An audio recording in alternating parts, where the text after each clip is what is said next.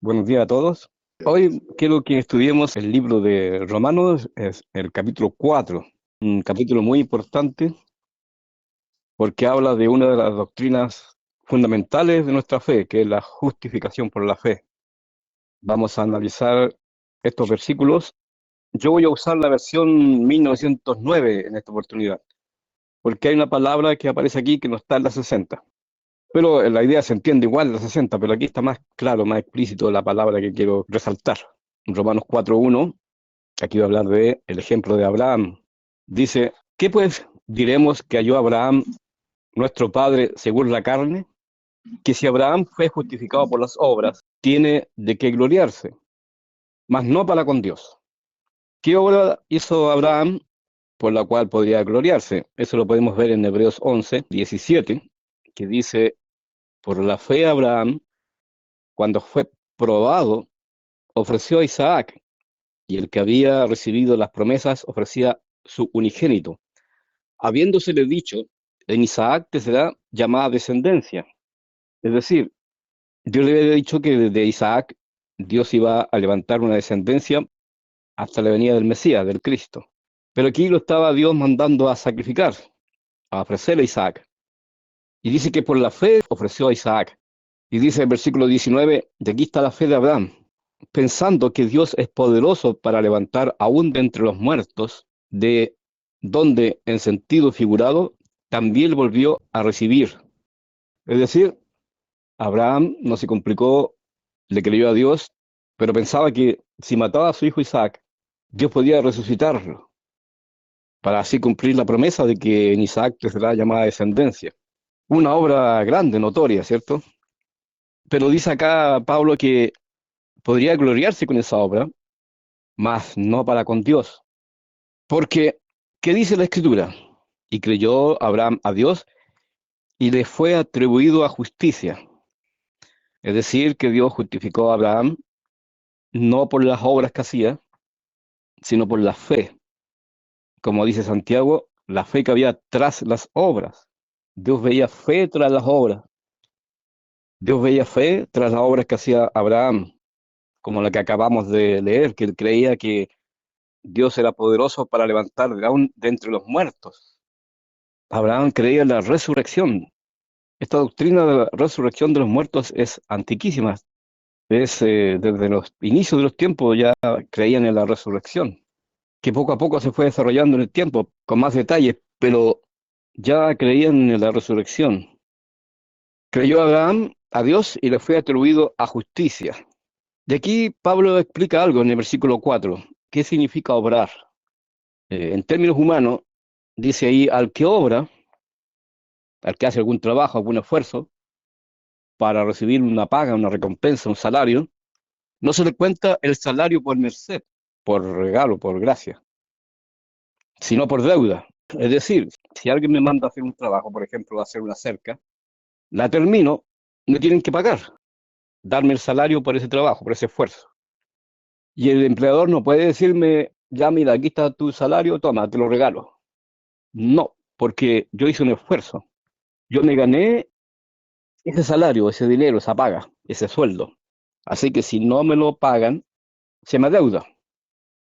Salario igual trabajo o trabajo igual salario. Yo hago un trabajo, me tienen que pagar. Lo que está diciendo Pablo aquí es que si Abraham hubiera sido justificado por las obras, significa que él hizo un esfuerzo.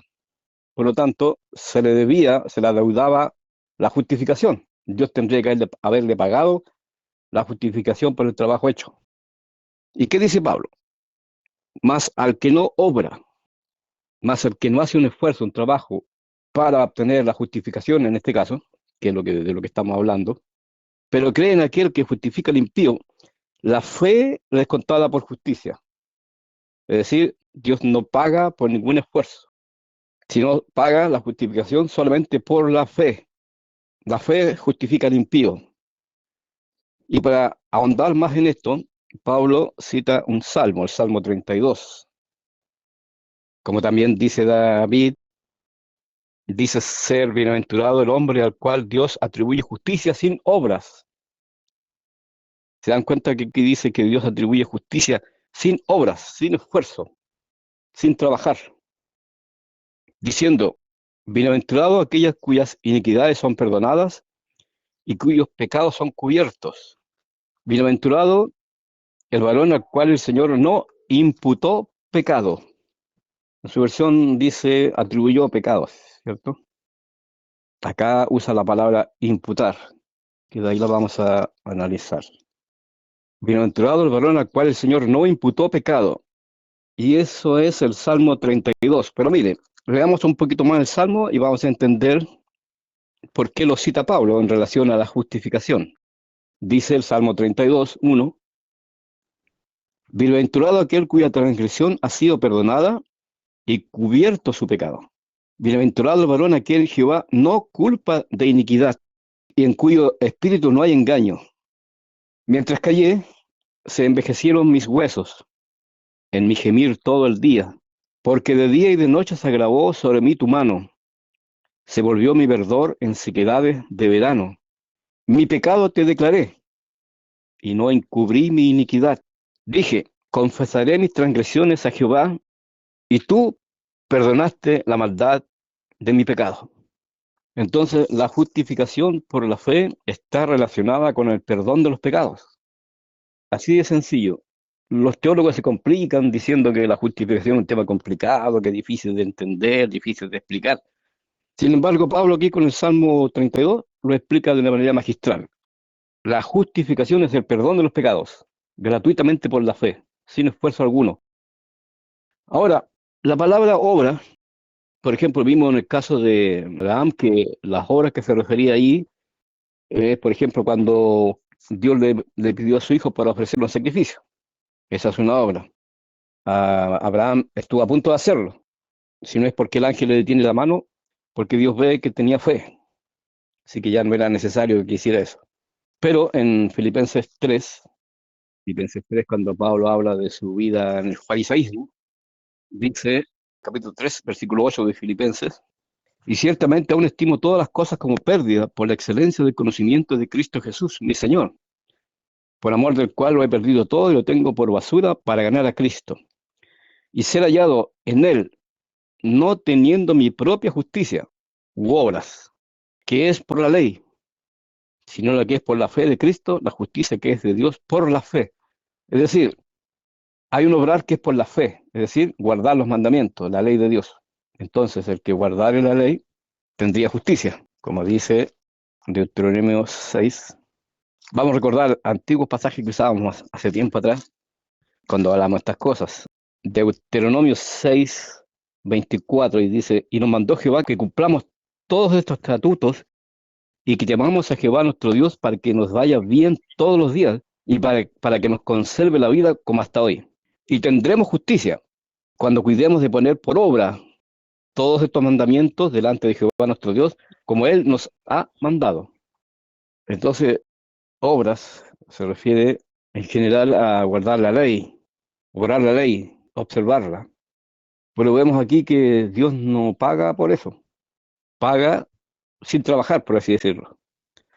Mas al que no obra, pero cree en aquel que justifica el impío, su fe es contada por justicia. Por la fe es justificado, perdonado los pecados. Volviendo a Romanos 4, después de haber citado el Salmo 32, Pablo dice en el versículo 9, ¿es pues esta bienaventuranza solamente en la circuncisión o también en la incircuncisión? Porque decimos que a Abraham fue contada la fe por justicia. Entonces Pablo pregunta, ¿esta bienaventuranza de Dios es para la circuncisión o los hebreos o también en la incircuncisión o los gentiles? ¿Para quién alcanza esta bienaventuranza? ¿Para los judíos o para los gentiles? Porque dice, bienaventurado el varón al cual el Señor no imputó pecado.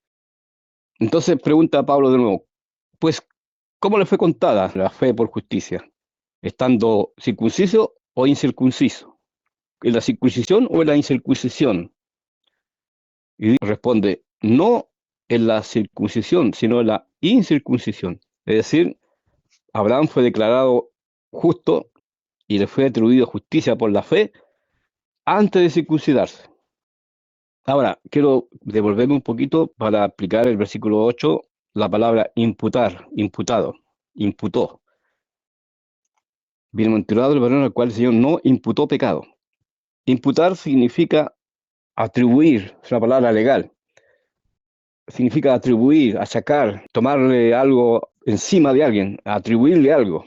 Por ejemplo, en nuestra justicia, cuando alguien es llevado al tribunal para juicio, lleva una casaquilla amarilla que dice en la espalda imputado. Eso significa que a esa persona se le está atribuyendo un delito, un homicidio, una muerte, un robo. Imputar, atribuir. En este caso, este hombre con la chaquetilla amarilla se le está atribuyendo un homicidio, por ejemplo. Y ahí van a demostrar la culpabilidad en el tribunal y va a ser sentenciado. Entonces eso es atribuir, eso es imputar. Bienaventurado el varón al cual el Señor no atribuyó pecado o no le contó el pecado a esa persona. Bienaventurado aquellos cuyas iniquidades son perdonadas y cuyos pecados son cubiertos. Cubrir también, otra forma. Y aquí está diciendo ahora que cómo le fue contada esa justificación por la fe antes de la circuncisión, porque él, acuérdense que venía de Babilonia, de Ur, él era extranjero, y Dios le dijo, en el capítulo 12, que saliera de su parentela y se fuera a una tierra que no conocía. Génesis 12:1 dice, pero Jehová había dicho a Abraham, vete de tu tierra y de tu parentela y de la casa de tu padre a la tierra que te mostraré. Aquí Abraham era incircunciso, por así decirlo, era gentil, no era creyente.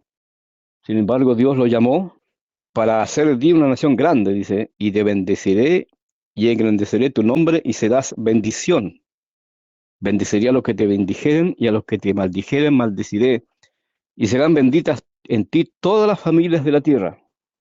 Es decir, Dios por medio de Abraham, de su simiente, iba a bendecir la tierra, iba a hacer una obra grande, iba a bendecir a todas las familias de la tierra. Después dice, y recibió la circuncisión por señal de que había creído. Dice, y recibió la circuncisión por señal, por sello de la justicia de la fe que tuvo en la incircuncisión, siendo gentil, para que fuese padre de todos los creyentes no circuncidados, sí, nosotros los gentiles, para que también a ellos les sea contado por justicia. Entonces aquí se cumple la palabra que le dijo Dios, que sería bendición a todas las familias de la tierra, no solo a un grupo, a todas las familias de la tierra, sean circuncisos o incircuncisos, sean judíos o sean gentiles. Pero aquí hay un detalle, miren, en el versículo 12. Dice que no solo iba a ser padre de todos los creyentes no circuncidados, sino que también dice el 12, y padre de la circuncisión. Pero aquí está el detalle, miren, no solamente a los que son de la circuncisión, hablando en términos generales. Por ejemplo, por decir así, que Abraham fue padre de los hebreos. Dice más también a los que siguen las pisadas de la fe, que fue en nuestro padre Abraham antes de ser circuncidado. Es decir, dentro de los hebreos hay algunos que creen en Jesús de Nazaret, el Cristo, el Mesías. A esto también le cae la bienaventuranza. Abraham es padre de los hebreos, pero también es padre de todos los que creen en el Mesías que vendría de su simiente, de su descendencia. Entonces, Abraham es padre tanto de los hebreos, en particular de los hebreos que creen en Jesús, en el Mesías como el Hijo de Dios, el Redentor, y también de los gentiles. Él es padre de todos ellos. Porque, versículo 13, no por la ley fue dada la promesa a Abraham o a su simiente. Aún no estaba redactada la ley, no estaba en vigencia. Por lo tanto, la promesa fue dada antes de la ley, 430 años antes, dice Gálatas 3. Porque no por la ley fue dada a Abraham la promesa o a su simiente, que sería heredero del mundo, sino por la justicia de la fe. Me gustó esta frase, que sería heredero del mundo. Se dice que sería padre, pero como leímos en el versículo 3 de Génesis 12, y serás benditas en ti todas las familias de la tierra. Y acá dice que sería heredero del mundo. su bendición alcanzaría para todos, a los cuales Dios da la facultad de creer en Él para ser justificados gratuitamente por la fe. Porque si los que son de la ley son los herederos, en este caso solo los hebreos o solo los judíos, van en la fe, ya no nada es la promesa, porque la promesa fue hecha sin que existiera la ley todavía, aún. La ley vino 430 años después, con Moisés. Por lo tanto, la promesa fue dada antes de la ley, o sin la ley, para que la promesa alcanzara para todos, para que no hubiera un grupo que sí y un grupo que no. Porque si de la ley dependiera la justificación, ¿por qué Pablo habla de que Abraham fue justificado por la fe, si no fuera de la ley? Entonces la promesa quedaría anulada. Habría una condicionante para la justificación. Porque la ley obra ira, claro, porque nadie puede cumplirla. Dice Romanos 8:7 que la carne no se sujeta a la ley de Dios ni tampoco puede. Por lo tanto, al hombre no poder sujetarse a la ley de Dios trae la ira de Dios. Y Dios tiene que decretar juicio de condenación a los infractores. Porque donde no hay ley tampoco hay transgresión. La ley obra ira. Pero donde no hay ley, no hay transgresión. Por lo tanto, por eso Dios justificó a Abraham antes de incluso ser circuncidado, que era una de las primeras cosas que incluye el pacto con el cual Dios se relacionaría con el pueblo de Israel. La circuncisión es uno de los inicios del pacto. La ley, 430 años después, ya es la culminación de la ley, ya todo está declarado, especificado, pero la ley de Moisés es parte de este pacto que hizo Dios con Abraham. Eso está Génesis 17:9. Dijo de nuevo Dios a Abraham: en cuanto a ti, guardarás mi pacto, tú y tu descendencia después de ti por generaciones. Este es mi pacto, que guardaréis entre mí y vosotros, y tu descendencia después de ti. Será circuncidado todo varón de entre vosotros. Este pacto que está aquí es el mismo de Moisés, solo que ya en Moisés ya está completo el pacto, con todas las leyes, mandamientos, preceptos, estatutos. De aquí parte el pacto de Dios con Abraham y con el pueblo de Israel. Dice en el versículo 16 de Romanos 4, por tanto, como la ley obra ira, es por fe. La justificación es por la fe. Recuerden que estamos hablando aquí de la justificación, el perdón de los pecados. Por lo tanto, el perdón de los pecados y la reconciliación con Dios es por la fe, para que sea por gracia, sea como un regalo inmerecido.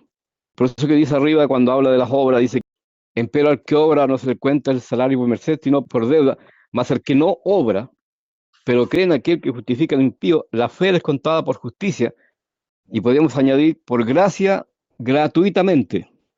Por lo tanto, es por fe para que sea por gracia, para que la promesa sea firme a toda simiente, no solamente al que es de la ley, los judíos, más también al que es de la fe de Abraham, o sea, los creyentes, los que creemos lo mismo que creyó Abraham, el cual es Padre de todos nosotros. Como está escrito, que por Padre de mucha gente te he puesto, delante de Dios al cual creyó, el cual da vida a los muertos y llama las cosas que no son como las que son. Una pregunta: ¿cuándo Dios le predicó a Abraham el Evangelio o las buenas nuevas para que creyera? Porque de eso estamos hablando, de cómo se salva el hombre, ¿cierto? El hombre se salva por la fe en Cristo, en su muerte y resurrección, en la predicación del Evangelio. Pero aquí estamos hablando de tiempos antiguos, de los primeros creyentes. Dice el capítulo 15:6, y lo llevó afuera y le dijo: mira ahora los cielos y cuenta las estrellas, si las puedes contar. Y le dijo: así será tu descendencia. Y creyó a Jehová y le fue contado por justicia. Aquí creyó Abraham en Jehová cuando miró las estrellas del cielo, y Dios le dijo: así será tu descendencia. Pero Jesús dijo algo de Abraham en Juan 8, que nos va a dar luz acerca de esta fe que tuvo Abraham, de esta evangelización que le hizo Dios a Abraham. Juan 8, el versículo 51. Aquí se provoca una controversia cuando Jesús dice esta frase: de cierto os digo, el que guarda mi palabra nunca verá muerte. Entonces los judíos le dijeron, ahora conocemos que tienes demonio. Abraham murió y los profetas. Y tú dices, el que guarda mi palabra nunca sufrirá muerte. O sea, ¿cómo tú le vas a ofrecer vida eterna a una persona si tú no tienes ni 50 años? ¿Eres acaso tú mayor que nuestro padre Abraham, el cual murió? Y los profetas murieron. ¿Quién te haces a ti mismo? Respondió Jesús, si yo me glorifico a mí mismo, mi gloria nada es. Mi Padre es el que me glorifica, el que vosotros decís que es vuestro Dios. Pero vosotros no le conocéis, mas yo le conozco. Y si dijere que no le conozco, sería mentiroso como vosotros. Pero le conozco y guardo su palabra. Abraham, vuestro padre, se gozó de que había de ver mi día, y lo vio y se gozó. Entonces le dijeron los judíos, ¿aún no tienes 50 años y ya has visto a Abraham? Jesús les dijo, de cierto os digo, antes que Abraham fuese, yo soy. Amén. O sea, yo existo antes que Abraham. Amén. Tomaron entonces piedras para arrojárselas, pero Jesús se escondió y salió del templo y atravesando por en medio de ellos se fue. Pero la pregunta igual persiste, miren, en Gálatas 3:8 dice lo siguiente. Y la Escritura, previendo que Dios había de justificar por la fe a los gentiles, dio de antemano la buena nueva a Abraham, diciendo, en ti serán benditas todas las naciones. Ahora, miren, en la versión 1909 dice lo siguiente, aclara un poco este versículo. En Gálatas 3, los que tienen la versión 1909 ya saben de qué voy a hablar. Gálatas 3:8. Y viendo antes la Escritura que Dios por la fe había de justificar a los gentiles, evangelizó antes a Abraham. Extraordinario, hermano. Diciendo, en ti serán benditas todas las naciones. Dios evangelizó a Abraham y Abraham creyó. Porque, ¿en qué creían los antiguos? En el que vendría, ¿cierto? Y nosotros creemos en el que vino. Por lo tanto, el centro común de ambos grupos es Cristo y su sacrificio en la cruz. Ahora, hay otro grupo más que también fue evangelizado en la antigüedad. Ustedes se acordarán de Hebreos 4, los que salieron de Egipto y no creyeron. Dice el libro de Hebreos 4, el versículo 1, temamos pues, no sé, que permaneciendo aún la promesa de entrar en su reposo, alguno de vosotros parezca no haberlo alcanzado. Porque también a nosotros se nos ha anunciado la buena nueva, como a ellos, pero no les aprovechó el oír la palabra, por no ir acompañada de fe en los que la oyeron.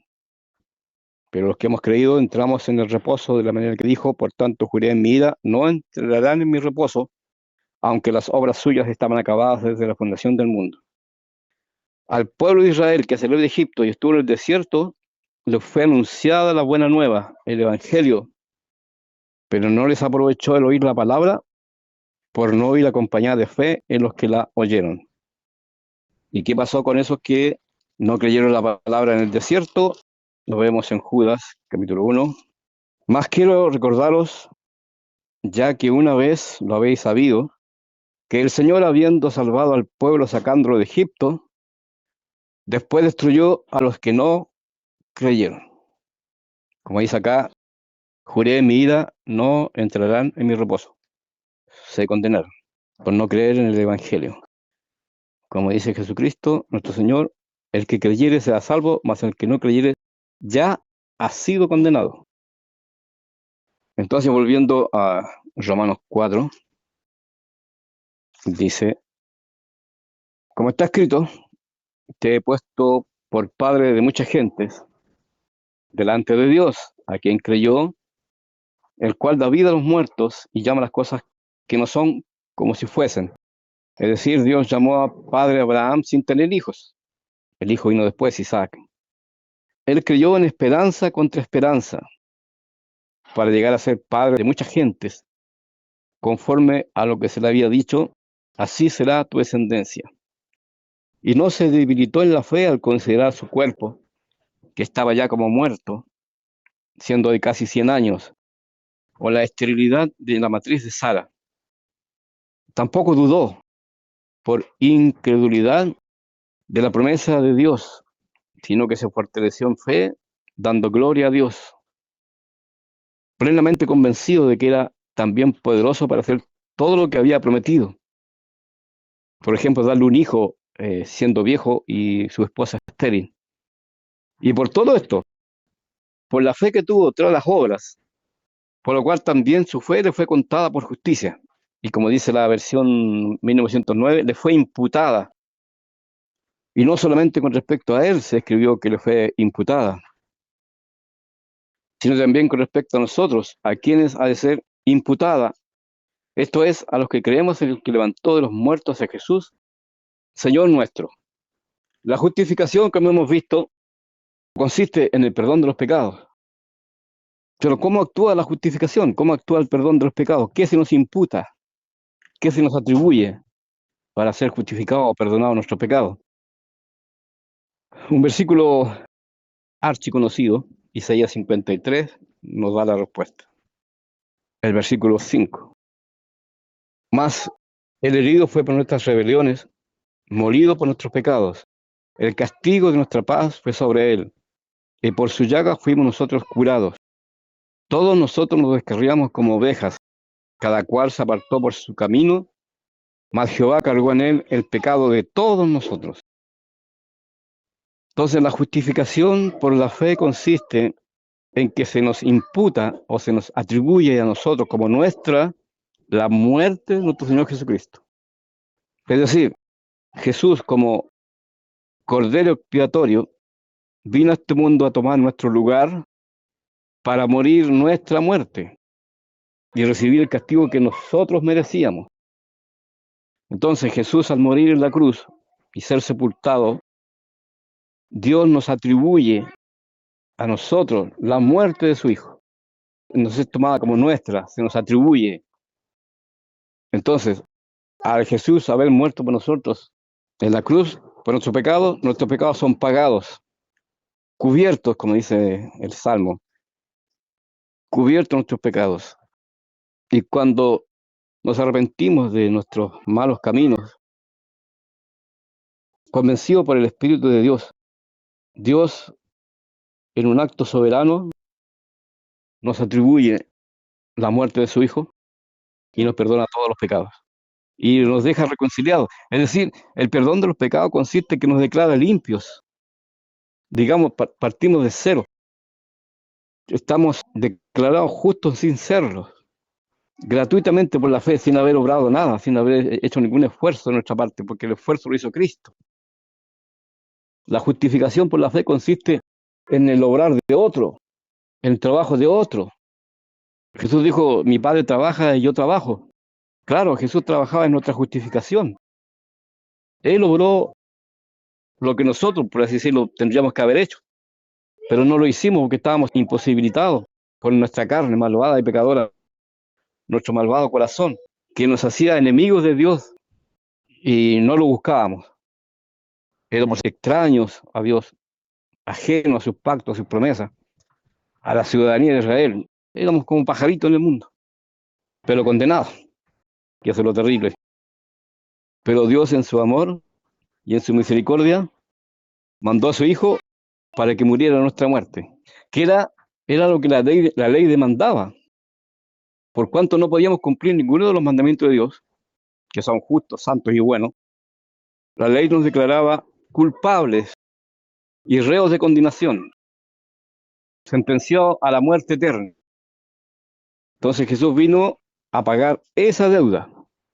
Él murió nuestra muerte. Él sufrió nuestro castigo, lo que merecíamos. Todo lo que padeció Jesucristo era lo que nosotros debíamos haber padecido si es que Dios hubiera tomado a cada uno de nosotros y rendido cuenta a cada uno de nosotros. Eso nos hubiera pasado. Hubiéramos sido castigados, azotados, clavados en una cruz, muertos, sepultados, a la muerte eterna. Pero todo eso lo hizo Jesucristo. Él fue nuestro sustituto. Él hizo una labor expiatoria sustitutiva. Entonces, al Él morir por nosotros, todos morimos en Él. Entonces la ley queda satisfecha en su demanda. Y ya no puede nada contra nosotros porque estamos muertos en Cristo. Los muertos no pecan. Entonces ahí vemos, hermano, esta tremenda doctrina de la justificación y de la imputación. Acuérdense de esta palabra, la imputación. Dios nos imputa, nos atribuye y toma como nuestra la muerte de su Hijo. Cristo murió, por lo tanto nosotros también morimos con Él. Y si Cristo resucitó, nosotros también resucitaremos con Él en su venida. Y acá, al final ya del capítulo 4 de Romanos, dice que hablando de la imputación de justicia, y no solamente con respecto a Él, se escribió que le fue contado, de la versión 1960, sino también con respecto a nosotros, a quienes ha de ser contada, atribuida o imputada. Esto es, a los que creemos en el que levantó de los muertos a Jesús, Señor nuestro, el cual fue entregado por nuestras transgresiones y resucitado para nuestra justificación. Eso es lo que dice Isaías 53, que Dios cargó en él el pecado de todos nosotros. Y para terminar, hermanos, un pasaje muy hermoso que está en el libro de Tito, el capítulo 3, que viene como un hermoso remate de este estudio, de lo que escribió Pablo en Romanos 4. Lo dice acá en Tito, capítulo 3, versículo 4.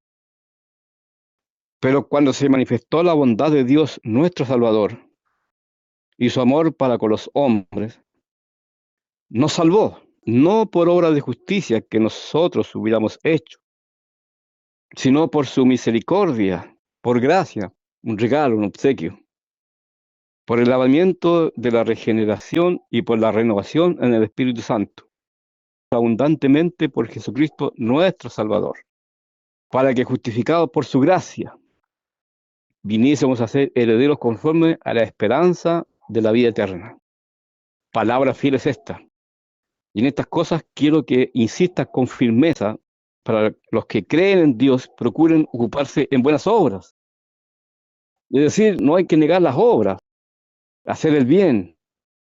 Lo que debemos entender es que Dios no justifica al creyente por las obras que haga.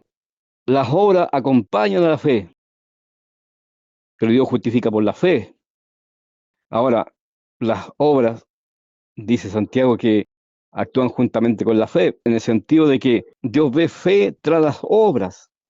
Toda esa gente de Hebreos 11, Abraham, Isaac, Jacob, Judá, José, Rahab, Barak, Jepté, David, Salomón, todos esos grandes hombres de Dios hicieron grandes obras, pero estas obras estaban motivadas por la fe, no por obrar, o porque Dios se agradara y les regalara la justificación por lo que hacían, sino que Dios veía fe tras las obras. Eso es lo que explica Santiago. Dios ve fe tras las obras, pero para efecto de justificación, Dios solamente ve la fe.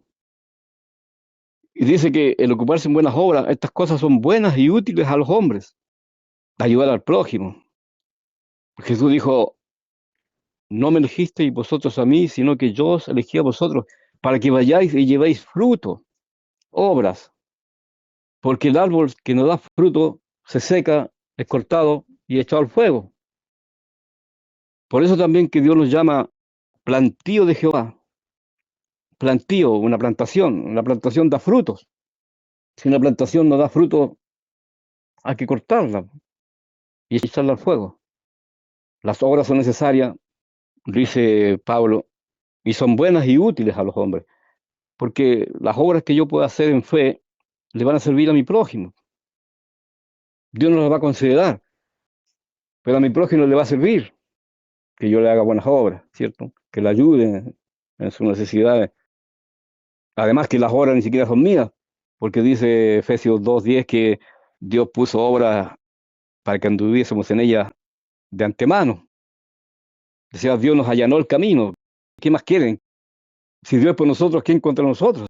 Dios nos dio todo, a su Hijo, nos dio fe para creer, arrepentimiento, nos dio su Espíritu Santo para ayudarnos en nuestras debilidades, a oponerse a nuestra carnalidad, a explicarnos la Escritura, a entenderla. Buenas obras para que andemos en ella y no nos desviemos por el mal camino. Como dice nuestro hermano Alex, el intento de Dios, ahí está siempre presente. Hermoso, hermano, esta doctrina de la justificación, que para muchos es complicada. Y yo creo que, bueno, Dios los entrampa en su sabiduría y no les deja ver la sencillez de esta doctrina, la justificación, que es el perdón de los pecados. Nunca se olviden, hermanos, justificación es igual perdón de los pecados. Así de sencillo. No hay que saber exegesis, ni hermenéutica, ni homilética, ni teología para entender algo tan sencillo. Amén, hermano. Eso les tenía preparado para hoy. Muchas gracias. Amén. Ahora vamos a pedirle al pastor si tiene algún comentario con lo expuesto por el hermano John. Gracias, hermano, por la palabra. En varios años que estamos en esto desde el principio, nos regocija cómo ha ido perfeccionando Dios en la boca de mis hermanos el conocimiento acerca de la justicia que es por fe de la salvación solamente por la fe en Jesucristo, que fue el punto en el cual Dios escogió a nosotros para que pudiéramos también, como a todos sus escogidos del mundo, entender la gracia de Dios que Él la mostró por medio de la fe en Jesucristo. Tan simple como en Isaías 53:6, todos nos descarriamos como ovejas, cada cual se apartó por su camino, mas Jehová cargó en él el pecado de todos nosotros. A nosotros se nos imputa la perfecta vida de Cristo y Él se lleva la condena de la muerte por llevar sobre sí nuestros pecados. ¿Qué les parece, mi hermano, que otro pague por usted una deuda infinita que jamás podrá pagar? Sin duda nos motiva esto al amor eterno hacia Jesucristo y al Padre y al buen Espíritu de Dios que nos guía también a toda verdad. Somos deudores de la vida eterna, para con Dios una consideración eterna de amor y de comprensión. También en esto podemos entender que Él nos ama a pesar de las circunstancias, porque si nos dio a su propio Hijo, nos dará con Él todas las cosas, y entre ellos la más importante, la vida eterna. Estoy muy gozoso también de que en la iglesia quede este sentir que hubo en nosotros respecto de Cristo, que Dios nos abrió el entendimiento para poder comprender que nuestra justicia que nos salva no es nuestra, aunque debemos vivir justamente, pero somos pecadores a pesar de ello. El Padre la cargó sobre el cuerpo de nuestro Señor Jesucristo en la cruz cuando llevó a Él sobre sí nuestras iniquidades. Pues habiendo muerto con la muerte se saldó la deuda y quedamos en paz con Dios, hermano. Esa es la justicia de Cristo. Él murió la muerte que nosotros debiéramos haber muerto. Somos deudores de nuestra vida y de la vida eterna, no una vida buena temporal, sino que deudores de la ganancia de vida eterna que nos ha imputado Jesús, que la ganó en su muerte en la cruz por nosotros. Pablo también dice, para los que tienen el conflicto de Gálatas, ¿cierto? No desecho la gracia de Dios, porque al circuncidarme ellos traspasaban su confianza al evento de la circuncisión en el cuerpo de los varones. Dice, no desecho la gracia de Dios. Le está diciendo que vuelvan a confiar no en la circuncisión, sino en la muerte de Cristo, que es la verdadera circuncisión del corazón. No desecho la gracia de Dios, porque si por la ley fuese la justicia, entonces por demás murió Cristo. Es decir, cualquier cosa que nosotros queramos sumar a la obra de Cristo como confianza para la salvación, incluso la misma obediencia a la ley, sería un error como que los mismos Gálatas cometían aquí, de estar incluso reviviendo mandamientos del Antiguo Testamento, como la circuncisión, para imponérselo a los gentiles a los cuales Dios lo había llamado solo por gracia. Si hacemos esto, hacemos que Cristo haya muerto de más. No ha muerto de más con su solo sacrificio, con la obra de la cruz, donde Dios cargó en él el pecado de todos nosotros, nos puso en paz con Dios, y no solamente en paz, sino nos ha hecho herederos de vida eterna. Vamos a heredar la vida eterna, hermanos. Por eso que Abraham vio las estrellas del cielo. Esas estrellas, hermanos, somos todos nosotros en la gloria de Dios, cuando seamos levantados a la semejanza de su Hijo en la resurrección, la cual esperamos con toda esperanza y anhelo, porque Él nos ha bendito con su perdón y con la vida eterna que ganó en la cruz. Nuestro Señor Jesucristo sea bendito por todas las eternidades y todo el tiempo que tengamos con Él en gloria, luego de resucitar y estar a su diestra, o a hacer, alabarle como se debe y verlo cara a cara al que tanto nos amó. Que Dios les bendiga, mis hermanos. Gracias. Amén.